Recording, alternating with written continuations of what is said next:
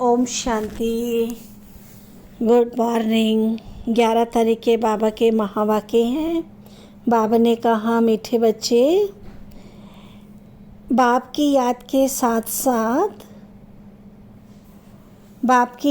साथ क्या करना। बाबा कहते हैं, ज्ञान धन से संपन्न बनो, बुद्धि में सारा ज्ञान घूमता रहे, तब अपार खुशी रहेगी। सृष्टि चक्र के ज्ञान से तुम चक्रवर्ती राजा बनेंगे। प्रश्न है, किन बच्चों यानी मनुष्यों की प्रीत बाप से नहीं हो सकती? किन बच्चों की प्रीत बाप से नहीं हो सकती? बाबा कहते, जो रौरव नरक में रहने वाले विकारों से प्रीत करते हैं, ऐसे मनुष्यों की प्रीत बाप से नहीं हो सकती। तुम बच्चों ने बाप को पहचाना है, इसलिए तुम्हारी बाप से प्रीत है। प्रश्न है दूसरा, किसे सतयुग में आने का हुक्म ही नहीं है? बाबा कहते, बाप को भी सतयुग में आना नहीं है तो वहाँ काल भी नहीं आ सकता। जैसे रावण को सतयुग में आने का हुक्म नहीं, ऐसे बाबा कहते, मुझे भी सतयुग में आने का हुक्म नहीं। बाबा तो तुम्हें सुखधाम का लायक बनाकर घर चले जाते हैं, उन्हें भी लिमिट मिली हुई है। ओम शांति। रूहानी बाप बैठ रूहानी बच्चों को समझाते हैं। रूहानी बच्चे याद की यात्रा में बैठे हुए हों। अंदर में ये ज्ञान है कि हम आत्माएं याद की यात्रा पर है। यात्रा अक्षर तो ज़रूर दिल में आना चाहिए। जैसे वे यात्रा करते हैं हरिद्वार अमरनाथ जाने की, यात्रा पूरी की फिर लौट आते हैं। यहाँ फिर तुम बच्चों की बुद्धि में है कि हम जाते हैं शांति धाम। तो बाप ने आकर हाथ पकड़ा है, हाथ पकड़कर पार ले जाना होता है ना। कहते भी हैं, हाथ पकड़ लो, क्योंकि विषय सागर में पड़े हैं। अब तुम शिव बाबा को याद करो और घर को याद करो। अंदर में ये आना चाहिए, हम जा रहे हैं। इसमें मुख से कुछ बोलना भी नहीं है, अंदर में सिर्फ याद रहे बाबा आया हुआ है लेने के लिए। याद की यात्रा पर ज़रूर रहना है। इस याद की यात्रा से ही तुम्हारे पाप कटने हैं, तब ही फिर उस मंजिल पर पहुँचेंगे। कितना क्लियर बाप समझाते हैं।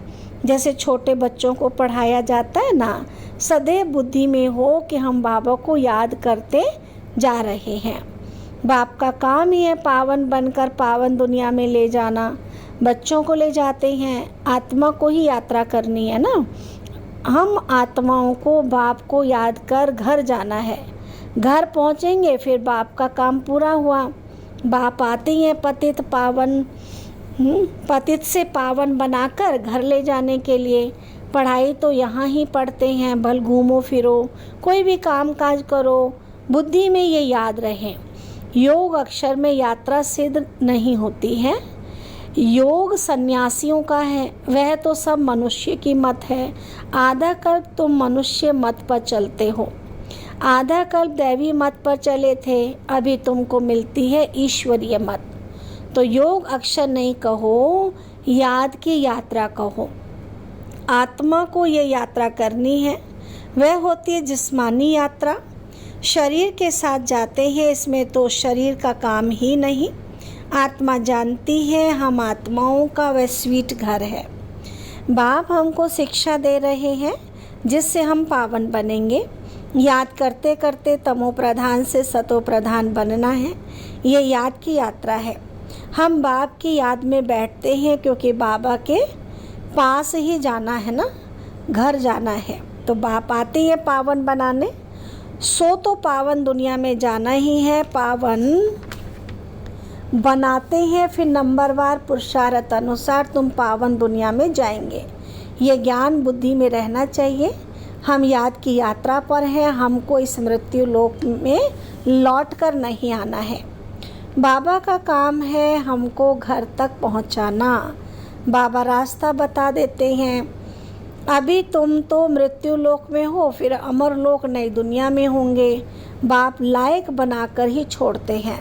सुख धाम में बाप नहीं ले जाएंगे। इनकी लिमिट हो जाती है घर तक पहुंचाना। सारा ज्ञान बुद्धि में रहना चाहिए। सिर्फ बाप को याद नहीं करना है, साथ में ज्ञान भी चाहिए। ज्ञान से तुम धन कमाते हो ना, इस सृष्टि चक्र की नॉलेज से तुम चक्रवर्ती राजा बनते हो। बुद्धि में ये ज्ञान है, इसमें चक्कर लगाया है। फिर हम घर जाएंगे, फिर नए सिरे चक्र शुरू होगा। ये सारा ज्ञान बुद्धि में रहे तब खुशी का पारा चढ़े। बाप को भी याद करना है, शांति धाम सुख धाम को भी याद करना है। 84 का चक्र अगर याद नहीं करेंगे तो चक्रवर्ती राजा कैसे बनेंगे। सिर्फ एक को याद करना तो सन्यासियों का काम है, क्योंकि वह इनको जानते नहीं हैं। ब्रह्म को ही याद करते हैं। बाप तो अच्छी रीति बच्चों को समझाते हैं, याद करते करते ही तुम्हारे पाप कट जाने हैं। पहले तो घर जाना है, ये है रूहानी यात्रा।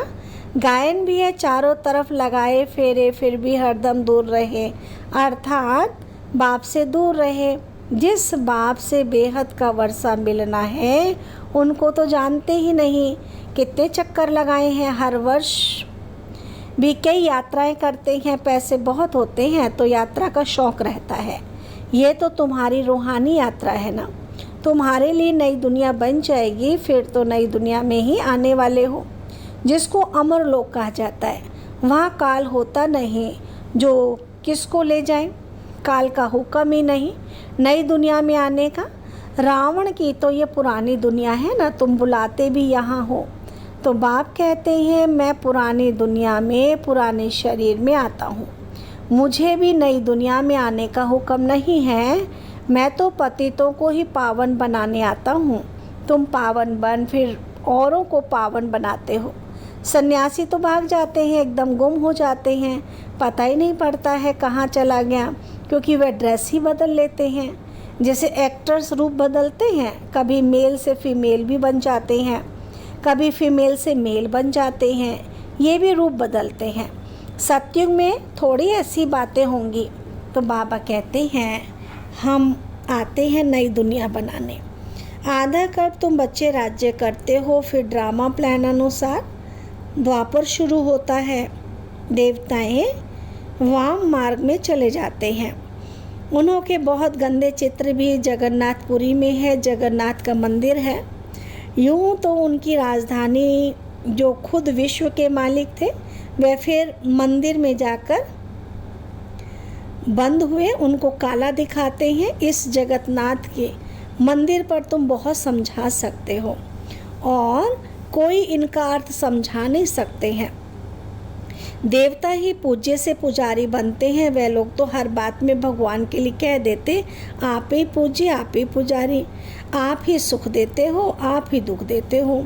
बाबा कहते हैं मैं तो किसी को दुख देता ही नहीं हूँ। ये तो समझ की बात है। बच्चा जन्मा तो खुशी होगी, बच्चा मरा तो रोने लग पड़ेंगे, कहेंगे भगवान ने दुख दिया। अरे ये अल्पकाल का सुख दुख तुमको रावण राज्य में ही मिलता है, मेरे राज्य में दुख की बात ही नहीं होती। सत्य को कहा जाता है अमर लोग, इनका नाम है मृत्यु लोग। अकाले मर पड़ते हैं, वहाँ तो बहुत खुशियाँ मनाते हैं, आयु भी बड़ी रहती है। बड़े से बड़ी आयु 150 वर्ष की होती है। यहाँ भी कभी कभी ऐसे कोई की होती है, परंतु यहाँ तो स्वर्ग है नहीं। कोई शरीर को बहुत संभाल से रखते हैं तो आयु बड़ी भी हो जाती है। फिर बच्चे भी कितने हो जाते हैं, परिवार बढ़ता जाता है, वृद्धि जल्दी होती है। जैसे झाड़ से टालियाँ निकलती हैं, 50 टालियाँ और उसमें भी 50 निकलेंगी तो कितनी वृद्धि हो जाती है। यहाँ भी ऐसे, इसलिए इसका मिसाल बढ़ के झाड़ से देते हैं। सारा झाड़ खड़ा है, फाउंडेशन है ही नहीं। यहाँ भी आदि सनातन देवी देवता धर्म का फाउंडेशन है नहीं, कोई को पता ही नहीं देवताएं कब थे। वह तो लाखों वर्ष कह देते हैं, आगे तुम कभी ख्याल भी नहीं करते थे। तो बाप आकर सब बातें समझाते हैं। तुम अभी बाप को भी जान गए हो और सारे ड्रामा के आदि मध्य ड्यूरेशन आदि सबको जान गए हो। नई दुनिया से पुरानी दुनिया, पुरानी दुनिया से नई दुनिया कैसे बनती है ये कोई नहीं जानते। अभी तुम बच्चे याद की यात्रा में बैठे हो। ये यात्रा तो तुम्हारी नित्य चलनी है। घूमो फिरो परंतु इस याद की यात्रा में ज़रूर रहो। ये है रूहानी यात्रा। तुम जानते हो भक्ति मार्ग में हम भी उन यात्राओं पर जाते थे। बहुत बार यात्रा की होगी। जो पक्के भक्त होंगे, बाबा ने समझाया है, एक शिव की भक्ति करना, वह है अव्यभिचारी भक्ति। फिर देवताओं की होती है, फिर 5 तत्वों की भक्ति करते हैं। देवताओं की भक्ति फिर भी अच्छी है, क्योंकि उनका शरीर फिर भी सतो प्रधान है। मनुष्यों का शरीर तो पतित है ना, वह तो गायन, वह तो पावन है। फिर द्वापर से लेकर सब पतित बन पड़ते हैं, नीचे गिरते ही आते हैं। सीढ़ी का चित्र तुम्हारे लिए बहुत अच्छा है समझाने का। जिन की भी कहानी बताते हैं, ये सब दृष्टांत हैं। इस समय के सब तुम्हारे ऊपर ही बने हुए हैं। भ्रमरी का मिसाल भी तुम्हारा है, जो कीड़ों को आप समान ब्राह्मण बनाते हो। यहाँ के ही सब दृष्टांत हैं। तुम बच्चे पहले जिस्मानी यात्रा करते थे, अभी फिर बाप द्वारा रूहानी यात्रा सीखते हो। ये तो पढ़ाई है ना। भक्ति में देखो क्या क्या करते हैं। सबके आगे माथा टेकते रहते हैं, एक के भी ऑक्यूपेशन को नहीं जानते। हिसाब किया जाता है सबसे जास्ती जन्म कौन लेते हैं और फिर कम होते जाते हैं। ये ज्ञान भी अभी तुमको मिलता है। तुम समझते हो बरोबर स्वर्ग था। भारतवासी तो इतने पत्थर बुद्धि बने, उनसे पूछो स्वर्ग कब था तो लाखों वर्ष कह देंगे। अभी तुम बच्चे जानते हो हम विश्व के मालिक थे, कितने सुखी थे। अब फिर हमको बेगर टू प्रिंस बनना है। दुनिया नई से पुरानी होती है, तो बाबा कहते बच्चे मेहनत करो। ये भी जानते हैं माया घड़ी घड़ी भुला देती है।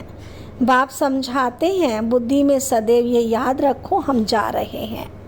हमारा इस पुरानी दुनिया से लंगर उठा हुआ है, नैया उस पार जानी है। गाते हैं ना, नैया हमारी पार ले जाओ।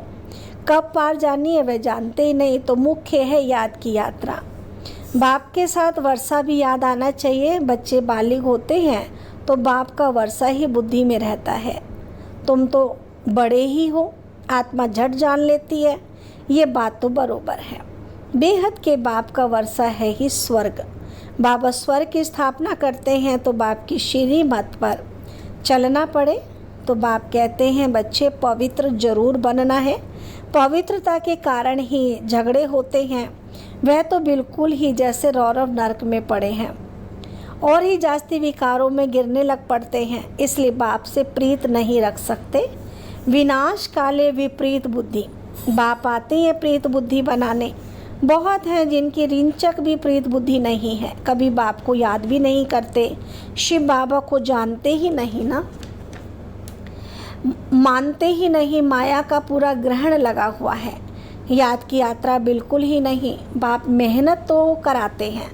ये भी जानते हो सूर्यवंशी चंद्रवंशी राजधानी यहाँ स्थापन हो रही है। सतयुग त्रेता में कोई भी धर्म स्थापन होते ही नहीं। राम कोई धर्म स्थापन नहीं करते हैं। ये तो स्थापना करने वाले बाप द्वारा ये बनते हैं। और धर्म स्थापक और बाप के धर्म स्थापन में रात दिन का फर्क होता है। बाप आते हैं संगम पर, जबकि दुनिया को बदलना है। बाप कहते कल्प कल्प कल्प के संगम युगे आता हूँ। उन्होंने फिर युगे युगे अक्षर रॉन्ग लिख दिया है। आधा कल्प भक्ति मार्ग भी चलना ही है। तो बाप कहते हैं बच्चे इन बातों को भूलो मत।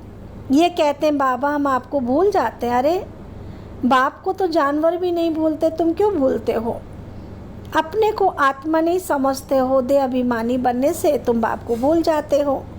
अब जैसे बाप समझाते वैसे तुम बच्चों को भी आदत रखनी चाहिए। भक्के से बात करनी चाहिए। ऐसे नहीं बड़े आदमी के आगे तुम फंक हो जाओ। तुम कुमारियां ही बड़े बड़े विद्वान पंडितों के आगे जाती हो, तो तुम्हें निडर हो समझाना है। अच्छा, मीठे मीठे सिकील दे बच्चों प्रति माता पिता बाप दादा का याद प्यार और गुड मॉर्निंग। रूहानी बाप के रूहानी बच्चों को नमस्ते। हम रूहानी बच्चों की रूहानी बाबा को नमस्ते नमस्ते नमस्ते। धारणा के लिए मुख्य सार है, बुद्धि में सदैव याद रहे कि हम जा रहे हैं। हमारी नैया का लंगर इस पुरानी दुनिया से उठ चुका है। हम हैं रूहानी यात्रा पर। यही यात्रा करनी और करानी है। सेकंड पॉइंट है, किसी भी बड़े आदमी के सामने निर्भयता, भक्के से बात करनी है, फंक नहीं होना है। देह अभिमानी बनकर समझाने की आदत डालनी है। वरदान बाबा ने दिया, व्यर्थ व माया से इनोसेंट बन दिव्यता का अनुभव करने वाले महान आत्मा भव। महान आत्मा अर्थात सेंट उसे कहेंगे जो व्यर्थ व माया से इनोसेंट हो। जैसे देवताएं इनसे इनोसेंट थे, ऐसे अपने वो संस्कार इमर्ज करो, व्यर्थ के अविद्या स्वरूप बनो, क्योंकि ये व्यर्थ का जोश कई बार सत्यता का होश, यथार्थता का होश समाप्त कर देता है। इसलिए समय, श्वास, बोल, कर्म सब में व्यर्थ से इनोसेंट बनो। जब व्यर्थ की अविद्या होगी तो दिव्यता स्वतः ही अनुभव होगी और अनुभव कराएगी। स्लोगन है, फर्स्ट डिवीज़न में आना है तो ब्रह्मा बाप के कदम पर कदम रखो। फर्स्ट डिवीज़न में आना है तो क्या करना है? ब्रह्मा बाप के कदम पर कदम रखना है। अच्छा, ओम शांति।